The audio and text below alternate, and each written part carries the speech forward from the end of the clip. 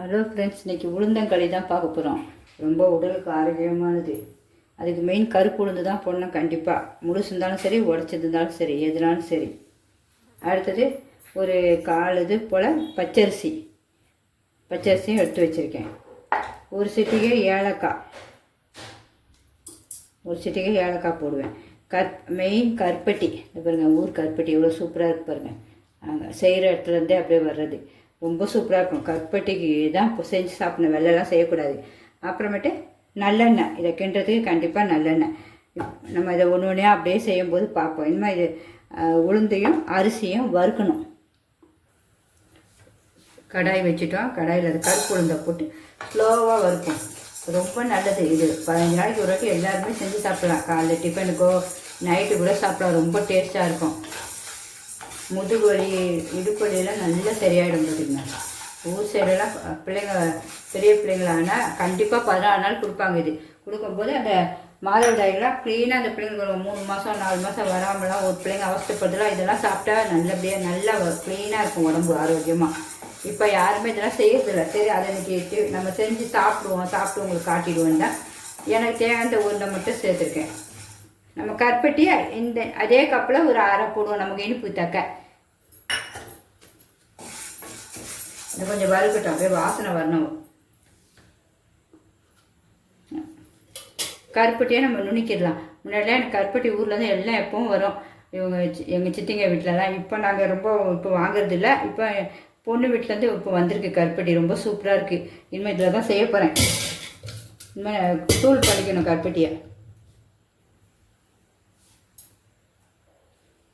நல்ல கலர் வந்துடுச்சு, நல்ல வாசனையும் வந்துடுச்சு, உளுந்து வாடை. இனிமேல் எடுத்து கொட்டிட வேண்டியதான் அப்படியே. அடுத்து அரிசியும் வறுத்துக்கலாம். அரிசியும் பொரியணும்.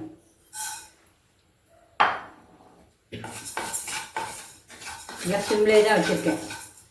வெல்லத்தையும் நுணுக்கி வச்சுருக்கேன் பாருங்கள். இது கருப்பட்டியை, வெல்லம் இல்லை, கருப்பட்டியே நுணுக்கி வச்சுருக்கேன். இன்னும் அதையும் கொஞ்சம் மிக்சியில் போட்டு அரைக்கலாம். இல்லை தண்ணியில் போட்டு நம்ம கொதிக்க வச்சு மண்ணை எடுத்துருவோம். எப்படினாலும் நீங்கள் பண்ணிக்கலாம். உங்களுக்கு எப்படி ஈஸியாக அப்படி பண்ணிக்கோங்க. அந்த கருப்பட்டிலாம் நம்ம ஒரு ஸ்டீல் பாத்திரத்தில் தான் எடுத்து வைக்கணும். சும்மா பிளாஸ்டிக் டப்பாலாம் வைக்கக்கூடாதுன்னு சொன்னாங்க ஊரில். அதேமாதிரி தான் நாங்கள் வைப்போம்.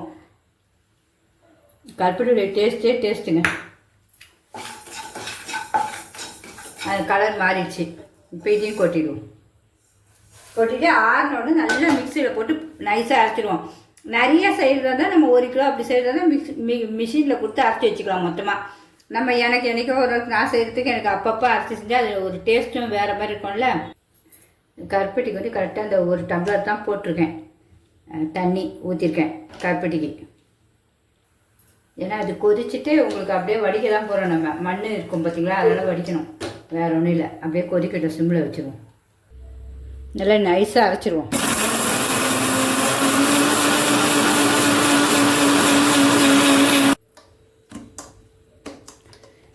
அந்த புகை மாதிரி வருதுப்பாங்க, அவ்வளோ நைஸாக அரைப்பட்டுச்சு, நல்லா பவுட்ரு மாதிரி. அதுதான் நம்ம ஜலிக்கெல்லாம் வேண்டாம், இதுவே நல்லா பட்டு மாதிரி அரைப்பட்டுச்சு. இந்த பாருங்க, பார்க்க இந்த அளவு தான் இருக்கணும். இனிமேல் எடுத்துருவோம். இதை அரைச்சி ஊற்றிட்டா. ஆனால் இதில் ரொம்ப மண் கல்லாம் இல்லை, நல்லா சுத்தமாக இருக்குது, க்ளீனாகவே இருக்குது. இது பாருங்க, அவ்வளோதான், வேறு ஒன்றும் இல்லை. இனிமேல் இதை அப்படியே வச்சுட்டு ஸ்டவ் பற்ற வச்சுட்டு இந்த மாவு எடுத்து வச்சுருக்கோம்ல, இதில் 2 கிண்ணம் இதில் ஊற்றிருக்கேன் நான். இந்த மாவு 1 கப்பு இருந்துச்சு, கருப்பட்டி அரை போட்டிருக்கோம். அப்போ நம்ம இதில் 2 டம்ளர் தண்ணி ஊற்றிருக்கேன் கருப்பட்டியில். இன்னும் 1 டம்ளர் தண்ணியை ஊற்றி இதில் கரைச்சும் நீங்கள் செய்யலாம். நம்ம இதிலே ஊற்றிக்கலாம். நான் இதில் இதில் போட்டே கிண்டிடுவேன். தெரியாதவங்க இந்த மாவை கரைச்சிருங்க, ஏன்னா கட்டி பிடிச்சிடும். அதுக்காக கரைச்சிட்டு அதில் ஊற்றிடுங்க. கருப்பட்டியை சூடு பண்ண வச்சுருவோம். இன்னும் 1 கப்பு தண்ணி ஊற்றுறோம். 3 தண்ணி ஊற்றுறோம் 2க்கு.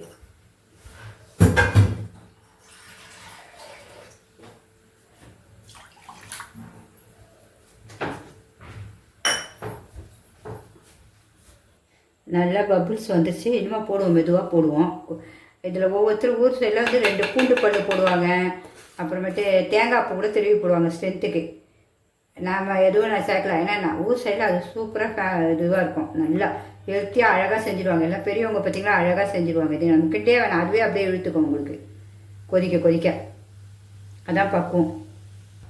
போட்டதெல்லாம் அப்படியே சுண்டிச்சு பாருங்கள். அது அப்படியே கரைஞ்சிச்சு. அப்படியே நம்ம கொஞ்சம் கொஞ்சமாக போடணும். இந்த மாவுக்கு கரெக்டாக இருக்கும். நமக்கு கொஞ்சம் கொஞ்சமாக தான் போட்டு கிண்டு அப்படியே உள்ளே இழுத்துக்கும். உங்களுக்கு நம்ம கிண்டையே தேவையில்ல, அதுவே இழுத்துக்கும். ரொம்ப ஹெல்த்தி உடம்புக்கு. அப்படியே கை விடாமல் கிண்டிக்கிட்டே இருப்போம். நீங்கள் வேணுன்னா கூட உங்களுக்கு கொஞ்சம் பயமாக இருந்தாலும் நீங்கள் கூட ஒரு டம்ளர் கூட தண்ணி ஊற்றிங்க. எனக்கு இது கரெக்டாக இருக்கும். நமக்கு இதை பாருங்க அப்படியே வேக வேக அப்படியே நிறையா வரும். அந்த களி ஒரு சின்ன கப்பு தானே எடுத்தோம். இது தாராளம் 2-3 நாள் வச்சு சாப்பிட்டா கிடவே கிடையாது. நீங்கள் அப்படியே நல்லெண்ணெய் மட்டும் நல்லா ஊற்றி கிண்டணும் கைப்படாமல். இப்பயே அப்படியே சாப்பிட்டுலாம் அல்வா மாதிரி இருக்குது. நல்லெண்ணெய் தான் இருக்குது மெயின், வேறு எந்த எண்ணெயும் கிடையாது. எண்ணெய் ஊற்ற ஊற்ற கொஞ்சம் கொஞ்சமாக இழுக்கும். அப்புறம் அப்படியே மேலே வந்துடும் எண்ணெய். அப்படியே கொஞ்சம் வேகட்டும். இந்தவங்க அப்படியே எண்ணெய் பிரிஞ்சு வருது பாருங்க. இப்படி தான் திரண்டு வந்துக்கிட்டே இருக்கும். நமக்கு வந்து தண்ணியில் தொட்டு பார்த்தாலே தெரியும். நல்லா வெந்துச்சுன்னா கையில் ஒட்டவே ஒட்டாது. ஆனால் எண்ணெயே பிரிஞ்சு வந்துடும் அழகாக. உங்களுக்கு சூப்பராக எவ்வளோ ஹெல்த்தியானது தெரியுமா. நீங்கள் பசிக்கும் போது எப்போனா சாப்பிடலாம் இப்படி செஞ்சு வச்சுட்டு.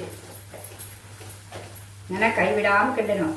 கொஞ்சம் வேலை, ஆனால் உடம்பு ஆரோக்கியம். அவ்வளோதான். நமக்கு வேணும் கூட எண்ணெய் கூட இன்னும் ஊற்றிக்கலாம். ஊற்றி கிண்டுனா கொஞ்சம் நல்லா இருக்கும். நம்ம எடுத்து வச்ச எண்ணெய் கரெக்டாக காலியாகிடும். இப்போ எவ்வளோ அழகாக கலர் வந்துச்சு பாருங்க. சூப்பரான கலர். எண்ணெயும் பிரிஞ்சு வச்சுட்டு இது பாருங்க. தொட்டு பாருங்க. இது பாருங்க கையில் சுத்தமாக ஒட்டலை பாருங்க. ஒட்டாமல் இருந்தால் உங்களுக்கு நல்லா வெந்துருச்சுன்னு அர்த்தம். அதுதான் மெயின். இப்போ நல்லா கரெக்டாக இருந்து வந்துச்சு. இன்னும் ஆறினோடனே எடுத்து வச்சு சாப்பிட்டு பார்ப்போம். சுவை சூப்பராக இருக்கும். வாசனை அப்படி தூக்குது வீடே. ஹலோ ஃப்ரெண்ட்ஸ், சூப்பரான உளுந்தங்கடி ரெடி ஆகிடுச்சு. இப்போ டேஸ்ட்டும் பார்க்க போகிறேன், எப்படி இருக்குன்னு பார்ப்போம்.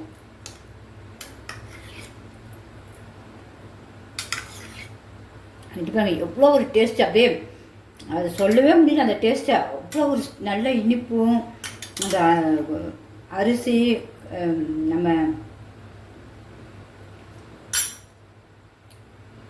கருப்பு வந்து எல்லாம் அப்படியே ஒரு அல்வாலாம் தோத்துச்சிங்க. அவ்வளோ சூப்பராக. எல்லாருமே கண்டிப்பாக ஹெல்த்தியாக அப்படி செஞ்சு பாருங்கள். பிடிச்சிருந்தா கண்டிப்பாக லைக் பண்ணுங்கள். இது வந்து எல்லா வயசானவங்களோ பெரியவங்களோ வாலிபு பிள்ளைங்களோ எல்லாருக்குமே ஹெல்த்தி. இது முதுகு வலி, கால் வலி, இடுப்பு நல்ல பலன் கொடுக்கும். கண்டிப்பாக சாப்பிடுங்க. வாரத்துக்கு ஒரு நாள் சாப்பிடுங்க. எனக்கு இப்போ இந்த ஒன்றே போதும். நான் இந்த ஒரு வாரம் ஃபுல்லாக இதை பத்திரப்பட்டி வச்சு சாப்பிட போகிறேன். கெட்டே போதும். ஏன்னா அவ்வளோ நல்லெண்ணெய். அதை பார்த்தீங்களா, இப்படி நம்ம இப்படி கட் பண்ணால் அப்படி அழகாக வரும். இதை பார்த்தீங்களா, அப்படியே விழுவும் பாருங்க கீழே. அதுதான் பக்குவம். அப்படியே விழுந்துருச்சு பாருங்க. வேறு ஒன்றும் இல்லை. எல்லாருமே கண்டிப்பாக இதை சாப்பிடுங்க.